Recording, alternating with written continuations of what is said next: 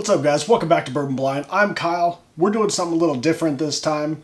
We're going to start a series called Pop the Top. And what that is, we're going to take mostly newer bottles, might do some other stuff too that we just want to get done, that we find interesting. So, Old Ezra, 7-year, barrel proof, just hit the market the last couple weeks. Some states haven't even gotten it yet. Lots of people asking questions on it. I was lucky enough to grab a couple bottles, so I already had a pour or two out of this, and I really enjoyed it. So let's go ahead and see what we think. Now, because this isn't done blind, obviously I know what it is. I know how much I paid for it. I'm not going to give a price rating or anything like that. Basically, I'm just going to talk about it, what I get on it, and how much I like it, just in general. Whether it was worth it or not, you know, we'll get into that, but cheers. So it's got a nice rich cut. It's 117 proof on this. Obviously at least 7 years old. And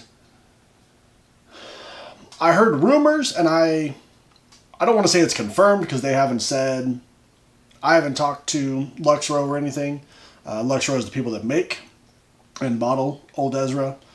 But they're actually going away with the 7-year 101. And I think this is going to be the new replacement. They actually said they stopped making this about a year ago, and they're just selling through their stock of it. So if you see the 101 on the shelf and you like it, go ahead and pick up a couple bottles because you won't be able to get it anymore. Nice color on this. Look at deep amber.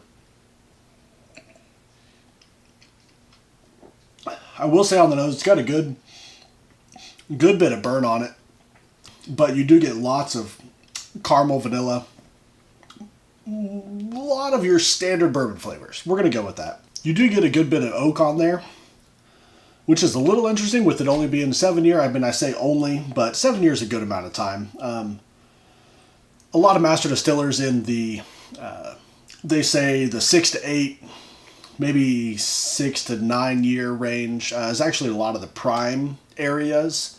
A lot of them don't like the 10 to 12 year, and especially above 12 year, because you get a lot of oak, a lot of those tannins out of the wood. So some people like it. I've had up to 20 year bourbon, and I really do like it and enjoy it. Actually, no, more than that because of the Elijah Craig. So anyway, but like with the Elijah Craig, sometimes you get a lot of wood notes on there. Sometimes you don't. It just depends. It's all a single barrel at that age point, above 18 year and above. So it's going to vary barrel to barrel. But into this one, like I said, a lot of wood notes, a little bit of fruit in there, maybe some cherry way down in there, kind of hiding in the back in there. You do get a bit of a cocoa note in there. So anyway, cheers, guys. Definitely some more of that oak, vanilla, caramel, creme brulee in there, as it's kind of melding, and it's going more towards a more of a fruity finish almost, and still a lot of those oak and vanilla notes are carrying through there. This is just a total kind of like a vanilla bomb in a good way.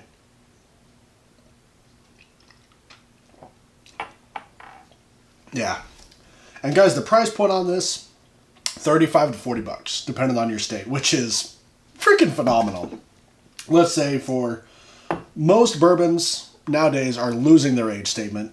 They're carrying it and offering a 117 proof barrel strength bourbon, straight bourbon whiskey for $35 to $40. I mean, you can't ask for a whole lot. Is it Elijah Craig good? No. But it's also half the cost. So, and it should be more readily available. So let's go ahead and take this.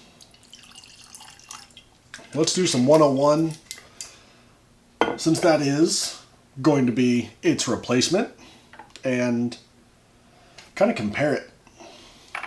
Right off the top, you notice, being the barrel strength, a little bit darker on there. Same age, but you get another 16 proof points, another 8% out of it.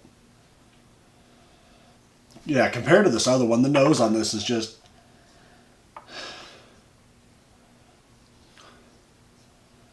The nose on this is much more muted. You don't get near the amount of alcohol, though, which some people like. Or not getting it, some people like. Much more subdued. Still that oak vanilla. Not a whole lot else going on in there. So let's see what the flavor's like.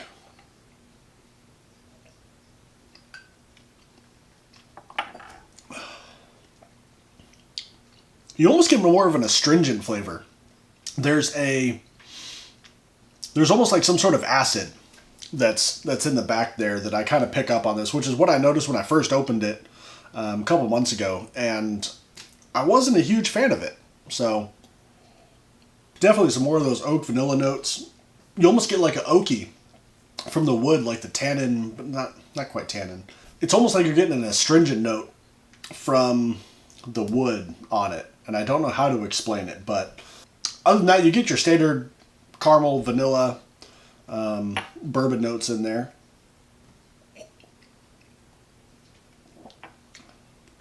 And I think these are about 20-25 bucks.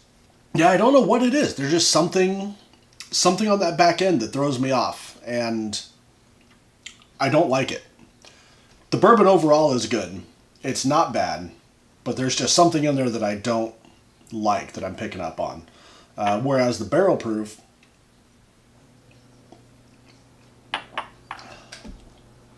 it's so much better. It really is. I don't get that astringent note that I do. And the nose is better.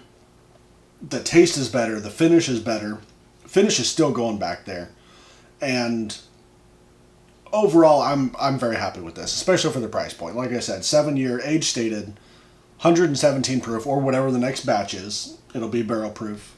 The batch may be a different proof, so keep that in mind. But for 117 proof, age stated, 7 years, 35 bucks, really can't go wrong. Even something like Booker's is readily available in most stores, and that's in the 6 to 7 year range, and they're going for what, 60, 70, sometimes 90 bucks. So I have to give this a recommend. I really do. This one, my local store still has some. I'm on the fence if I'm going to pick them up. I might pick one up just because they're not going to be available anymore, and I might want some down the road, but I'm really happy that they're going with the barrel proof. Anyway, guys, that's it for this Pop the Top. Until next week, drink blind.